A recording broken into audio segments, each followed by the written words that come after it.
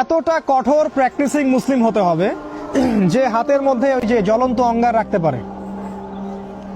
ঠিক আছে, মানে একজন মেয়ে আমাদের ছাত্রী পরীক্ষা দিতে গেছে, তাকে যদি বলে যে এটা খোলো, না হলে পরীক্ষা দিতে দিব না, পরীক্ষার খাতা ছুড়ে দিয়ে চলে আসবে। দিস ইজ ইমান। একজন অনেক বড় বিসিএস ক্যাডার, তাকে বলেছেন যে এই সুদে সাইন করেন, চাকরির পেপার ছিঁড়ে মুখের উপর দিয়ে চলে আসবে। দিস ইজ ইমান। আর যদি এগুলো করতে ব্যর্থ হয়, নাম কাটা, ওই যে আগুন রাখতে পারেনি। এক কথায় আসহাবুল কাহফ যেমন ছিলেন তেমন হতে হবে। এখানে কোনো কম্প্রোমাইজ নাই, এক বিন্দু পরিমাণ ছাড় দেওয়া যাবে না। আপনি এক বিন্দু ছাড় দিবেন, আপনি 10 বিন্দু হারাবেন। একবার ছাড় দিবেন, কোনোদিন ধরতে পারবেন না, কোনোদিন না। এমন জব করতে হচ্ছে যেখানে হারাম আছে, জব ছেড়ে দিয়ে ব্যাংকিং জব, কালকেই রেজিগনেশন লেটার দিয়ে আসতে হবে, তাহলে এটা ইমানের পরিচয়। আদারওয়াইজ আপনি মায়ের সাথে জেনা করছেন। Be careful. ইলম অনুযায়ী আমল।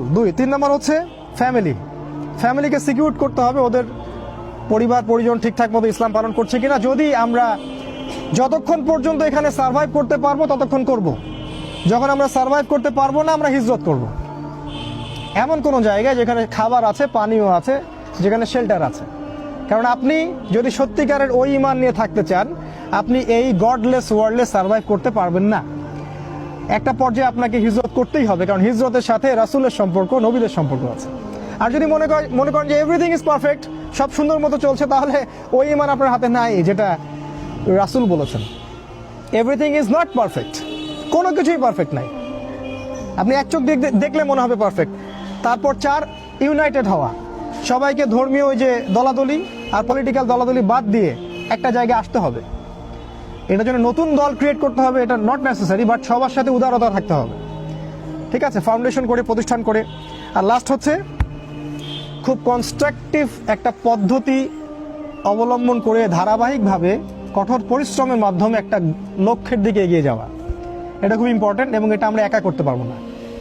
এই সবার এই ঐক্যবদ্ধ প্রচেষ্টা, জান মাল সময় শ্রম যদি আমরা একসাথে দিতে পারি, ইনশাআল্লাহ এই আখিরুজ জামানেও ওই ইমান ধরে রাখা সম্ভব, একত্রিত থাকা সম্ভব, জ্ঞান অর্জন করা সম্ভব, পরিবার পরিচালনা করা সম্ভব, শেষ পর্যন্ত ট্রাই করা সম্ভব। যখন দেখবো পারছি না, হিজরত। আল্লাহ পাক আমাদেরকে বক্তব্যগুলো বোঝার তৌফিক দান করুন, আরও এগুলো নিয়ে বিশেষ গভীর পড়াশোনা করার তৌফিক দান করুন, এবং কোরআন এবং সুন্নাহর সাথে এই সমসাময়িক জ্ঞানগুলোকে অ্যাডজাস্ট করে আমরা যেন ডিসিশন নিতে পারি, সেটা আল্লাহ পাক সহজ করে দিন। এগুলো পড়ে যাবো ইনশাআল্লাহ। আমরা দোয়া পড়ি, আমরা সুবহানাকা আল্লাহুম্মা ওয়া বিহামদিকা নাশহাদু আল্লা ইলাহা ইল্লা আনতা